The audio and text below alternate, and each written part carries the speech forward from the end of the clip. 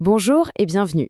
Aujourd'hui, on va décortiquer le retour d'expérience d'un copywriter qui, comme beaucoup, s'est retrouvé face à un véritable mur de données SEO.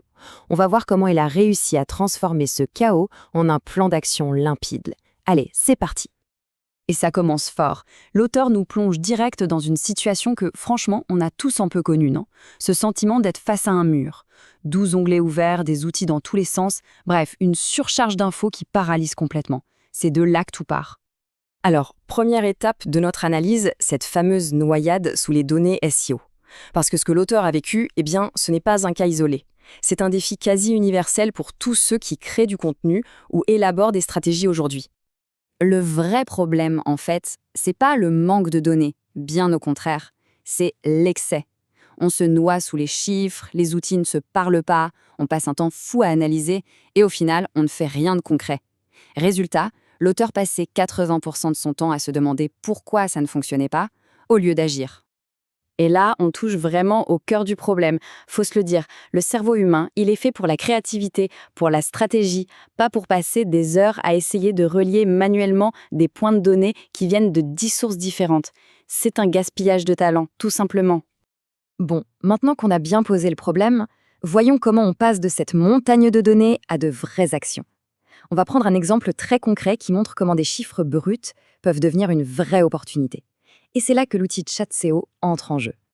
Pour que ce soit bien clair, l'auteur nous raconte une petite histoire, celle de son ami qui gère un camping. Le pauvre était complètement perdu. Il payait une fortune pour des outils SEO, mais au final, il ne savait absolument pas quoi écrire pour attirer des clients. Et là, c'est le déclic. Le moment Eureka. L'outil analyse tout ça et sort une pépite. Une info capitale. Vos clients cherchent camping avec piscine chauffée, mais votre site ne parle que de la taille des emplacements. Et le mieux, c'est que l'IA ne s'arrête pas là. Elle donne carrément le plan d'action pour aller chercher ce trafic. Et c'est exactement ça que l'auteur appelle une smart action. C'est cette capacité à transformer un brouillard de big data en une stratégie claire, nette, priorisée et qui a un vrai impact. On arrête de brasser de l'air et on se concentre sur ce qui fait vraiment avancer les choses.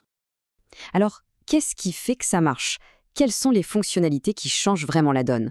On va voir comment le simple fait de connecter l'outil directement aux bonnes données peut apporter une clarté stratégique presque immédiate. Le point numéro 1, le vrai game changer, c'est celui-là. La connexion directe à la Google Search Console. C'est simple, mais ça change tout. Contrairement à une IA généraliste qui écrit un peu au hasard, cet outil, lui, analyse les vraies performances du site.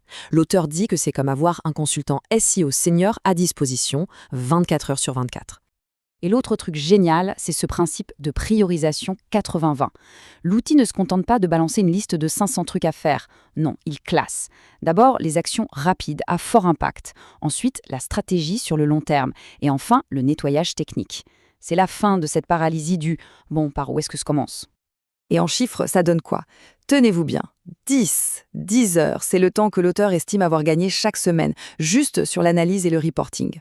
Pour un indépendant ou une petite équipe, c'est tout simplement colossal. Ça nous amène à une question super importante, IA spécialisée contre IA généraliste.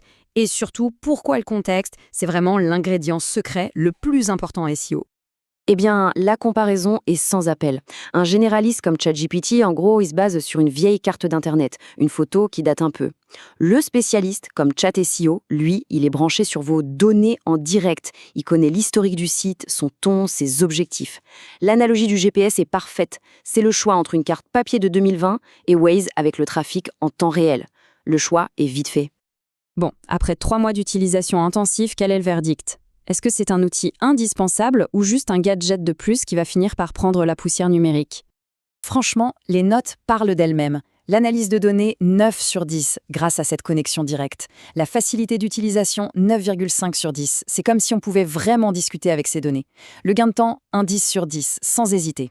Et la pertinence stratégique, un solide 8,5. C'est un bilan plus que positif. Mais la vraie conclusion, le truc à retenir, c'est que ça change complètement la façon de penser. L'objectif n'est plus d'écrire plus, de produire à la chaîne. L'objectif devient d'écrire mieux et surtout d'écrire ce qui compte, ce qui a un véritable impact. Mais attention, l'auteur finit sur un point essentiel, et c'est peut-être le plus important. L'IA Elle donne la structure, l'analyse, le squelette. Mais l'expérience, les anecdotes, la personnalité, ça, c'est l'humain qui l'apporte. C'est ce petit supplément d'âme qui fera toujours la différence et qui, au final, protégera contre n'importe quelle mise à jour d'algorithme. Et c'est sur cette question qu'on va se quitter. L'IA nous donne la structure. La question qui se pose maintenant est quelle expérience et quelle âme peut-on insuffler dedans?